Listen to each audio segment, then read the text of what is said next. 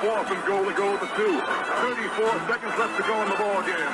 This is the play right now. Takes the snap. Targeted goes in. Targeted all alone. And the quarterback keeps. Wow, what a call. Nobody touched him.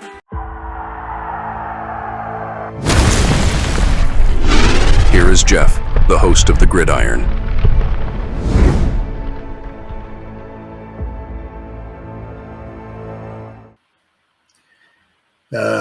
The Giants wide receivers, right? Butterfingers, Giants are at it, or strike again. Right? I mean, Darius Slayton. Oh my goodness. I mean,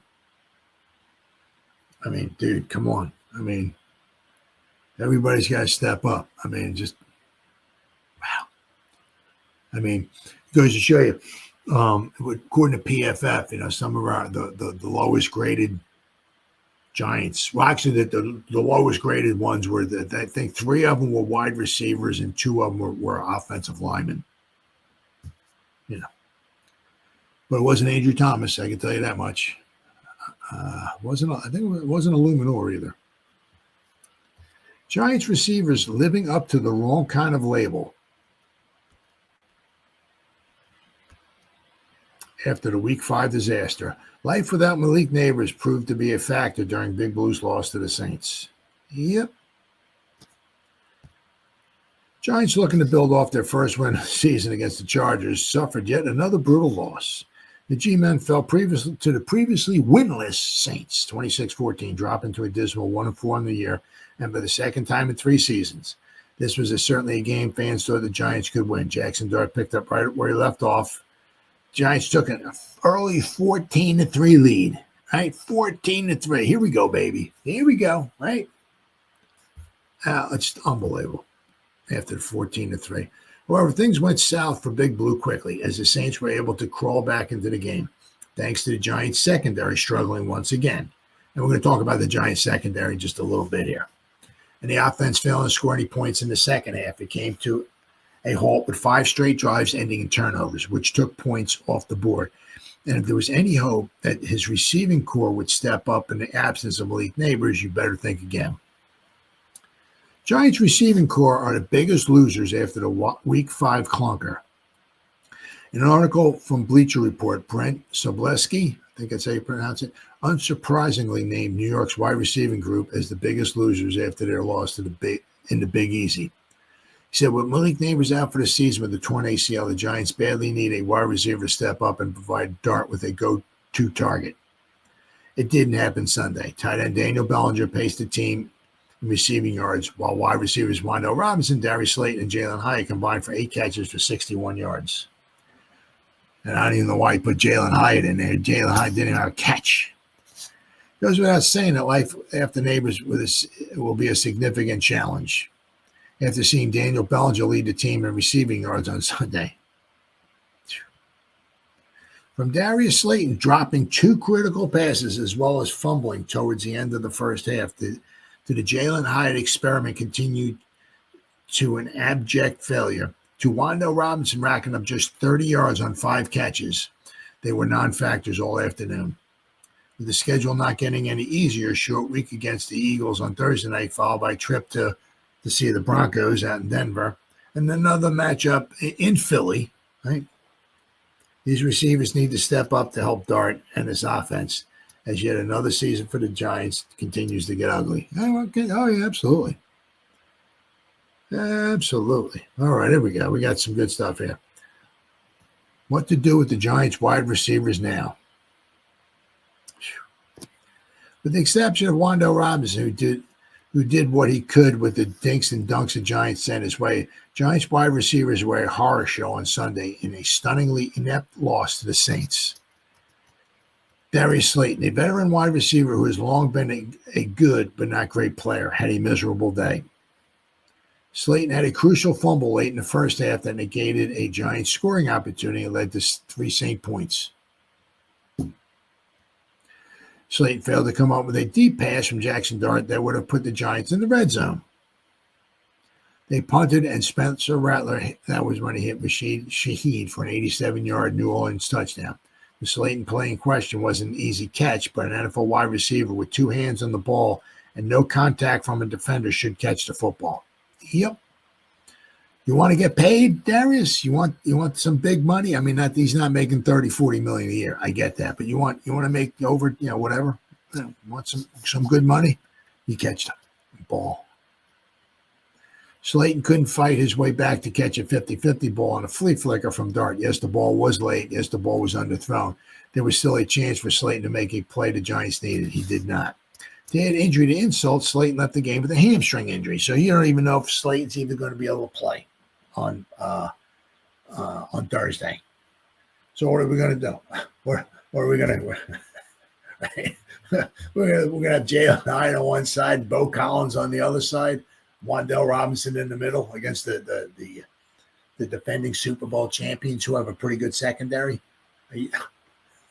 Wow. Well, also the Giants did quite a bit. Did wind up putting a lot of 2 tight end sets on the field. So I mean, Bellinger and Theo got a lot of playing time together, which helps. I mean, the Giants a lot of time only had 2 wideouts on the field. So I mean, that's, who knows? Maybe they're going to go with, I don't know. Maybe they'll have a 3 tight end set and they'll just put Wan'Dale Robinson out there. If Slayton, that's the problem with the hamstring. That's tricky. That's some tricky stuff. You could feel okay, and then you start running, and boom, you pull it.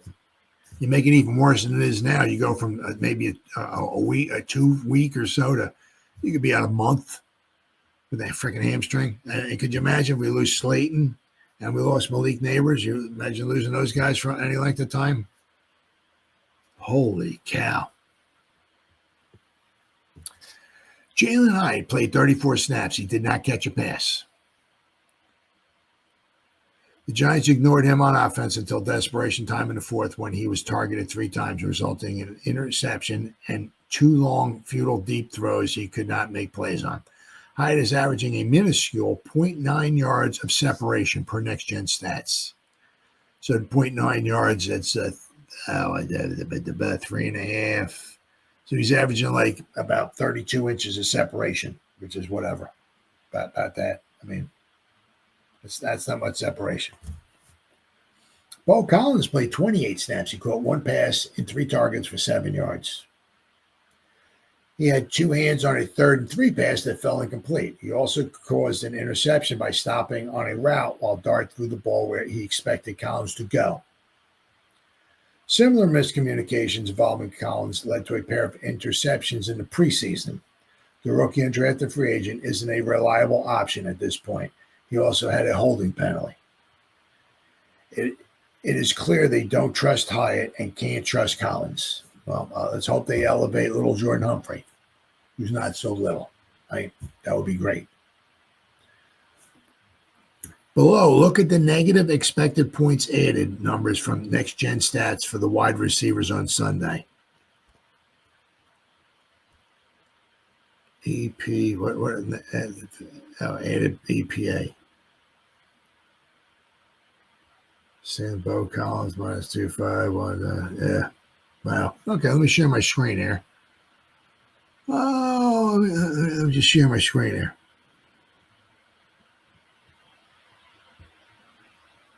Share screen. All right. Is it at the top? Okay, here we go. So, all right.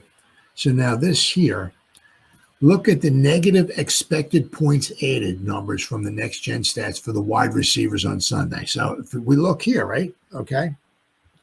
Daniel Bellinger, all right, was a plus 1.32. Cam, right? Scatterbill. Plus 0.10. Theo, right? Another tight end, plus 0.3. Darius Slayton, minus 1.10. Wan'Dale Robinson, minus 0.61. Bo Collins, minus 0.205. Devin Singletary. Chris Manhurst was a 0, right? He only ran 1 route. And Jalen Hyatt, minus 0.59.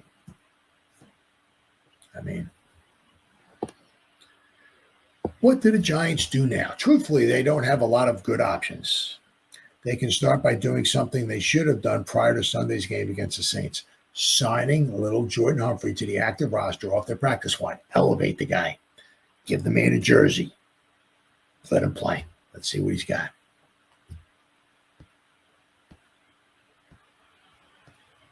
It was surprising that with 2 open spots on the 53-man roster after putting Nabers on IR, waiving Tolman Fox, who they brought back for the 317th time, and he's on the practice squad, that the Giants did not add Humphrey to the roster prior to Sunday. And it's the same the same thing. It's like, it's a little, they went into the game with just 2 wide receivers. I guess they were also, they had Wan'Dale Robinson in the backfield. So I guess he was going to be the third option as far as a running back, I guess.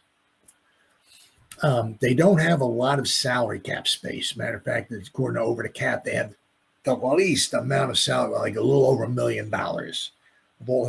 So you're not sure here, because every time you elevate somebody, or if you got to bring somebody up from the practice squad and assign them to the 53-man roster, that takes money off out of your salary cap.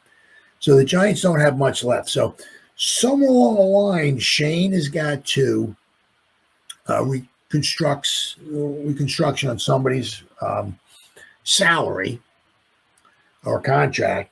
And now, thankfully, obviously we have some big enough guys, big enough salaries, that we can do that with.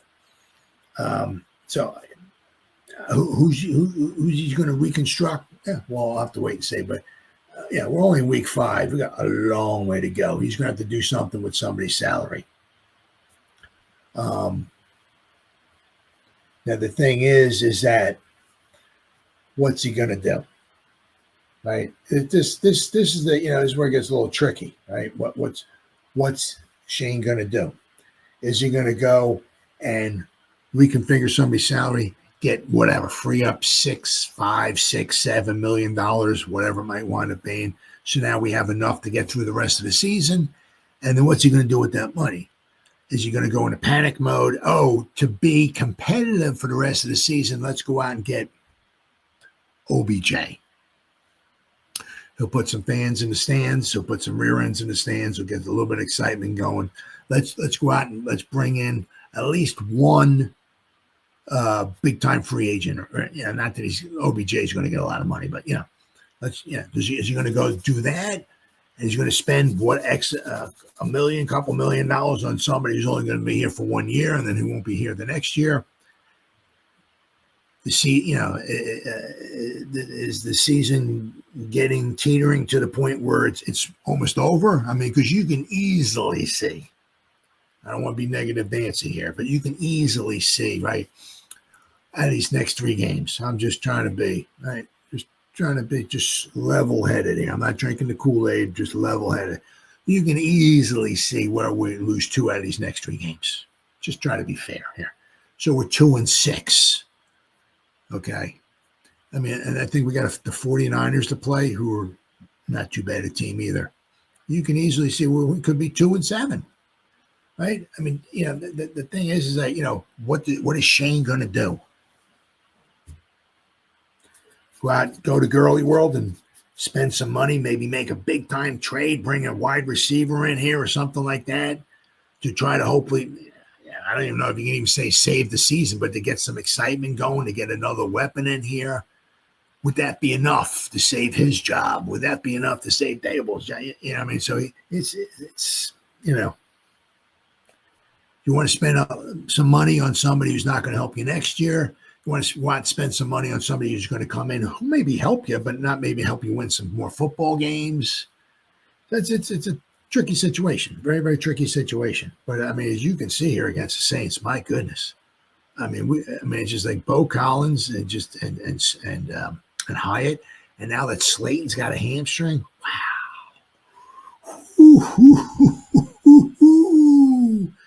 man, those Eagles are just licking their chops, man. Oh man, they got blood in the water, baby. The Eagles looking at, we're going to beat the Giants. What is it? Supposed to be the 75th time in a row. I mean, we did beat them a couple of years ago, but I mean, you have a hard time beating the Eagles. Humphrey is not a game changer. He is, though. Little. He's not so little. 6'4", 225-pound player with 62 career catches, 31 of those last season for the Broncos. He's a big body who can help in the red zone and contested catch situations, and he's enough experience that Dart should be able to trust him to be where he's expected to be. So let's not forget, I mean, that was preseason. That was not against a starting group. That was backups. But in the preseason, right, Dart's first ever touchdown pass was to little Jordan Humphrey. Right? Nice pass, nice catch. But that was against backups. Right? The only real reason for not adding Humphrey to the roster is that reality the Giants have just a league worst $1.6 million in cap space entering the game, and felt the need to save money was more important than helping the roster. I mean, we can't, is that? Well, we want to save some money, so we don't actually go out and help the roster, Yeah, so it's going to be very interesting to see, quite possibly, obviously,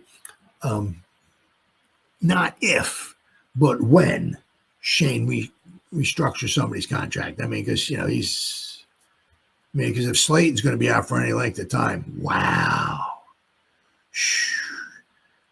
You can see where this could really get bad, really ugly. Yeah, I mean, if we get Slayton back, we don't want to add something, at least to the roster as far as wide receivers. You can see where this could go.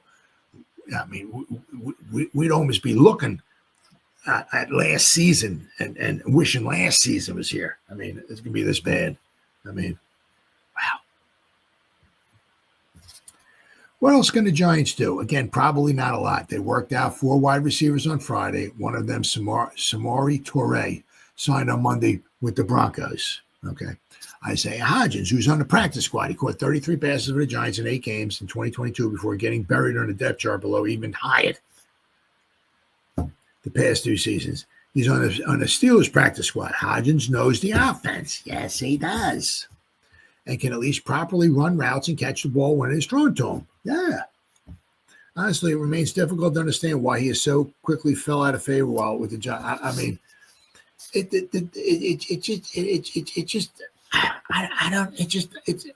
can't even talk sometimes. It's like Daniel Jones. I'm not saying he was Tom Brady, Patrick Mahomes. I'm not saying he's Jesus Christ, nothing like that. But he just fell out. It's like, hey, look what he's doing with the Colts. I mean, Saquon Barkley, although, I'm not sure what's going on with Saquon this year. I'm not sure if he's starting to, because he's only 5 games in. He's averaging 3.2 yards a carry. He's got a fantastic offensive line, right? And the thing is, and he's got Jalen Hurts, who's a fantastic runner. That's supposed to, one's supposed to help the other, but he's averaging 3.2 yards a carry. I mean, something's wrong there.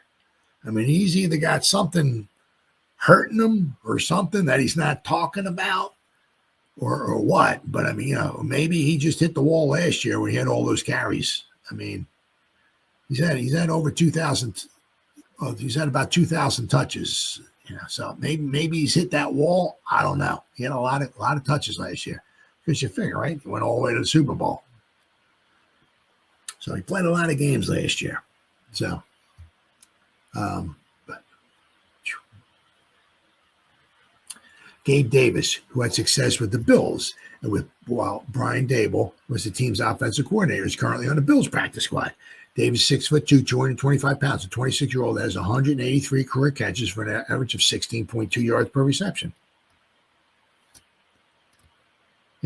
I mean, they got some. They do have some options out there, right? Not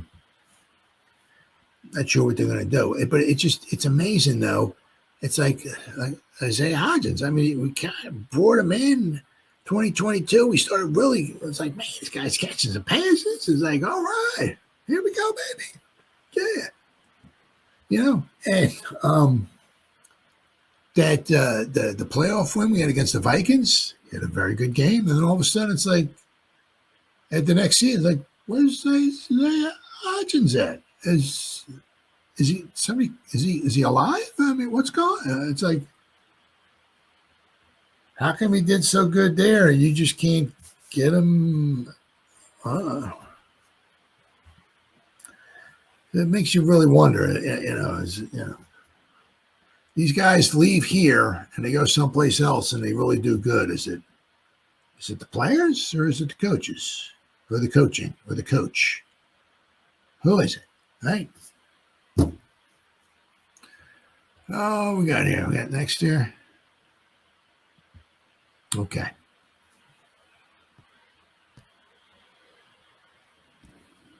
Yeah.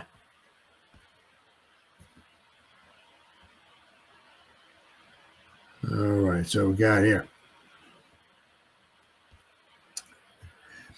Now with the wide receivers, it's bad though when your wide receivers all grade lower than 54, and when your most prolific receiver has 31 yards on the day. I don't know, it was 30 or 30. Maybe it was Slayton had the 31. Who had the? Because I thought Wan'Dale Robinson had 30. Who had a receiver? Oh, Slayton. Okay, Slayton had 31. Wan'Dale had 30. Okay.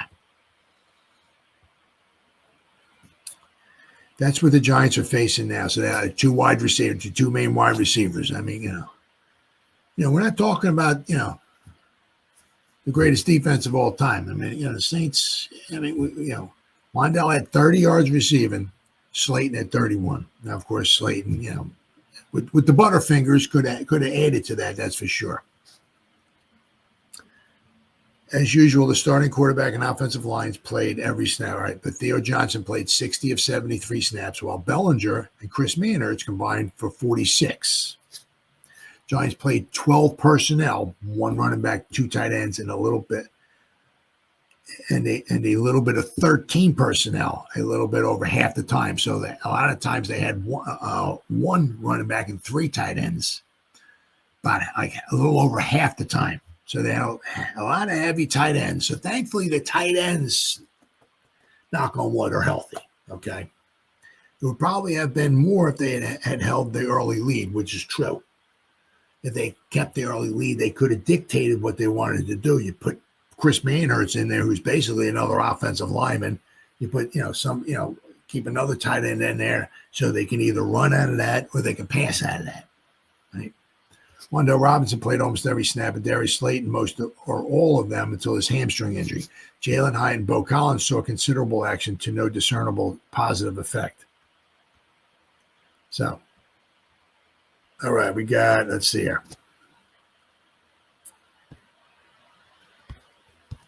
Where are we at here? Nope. Where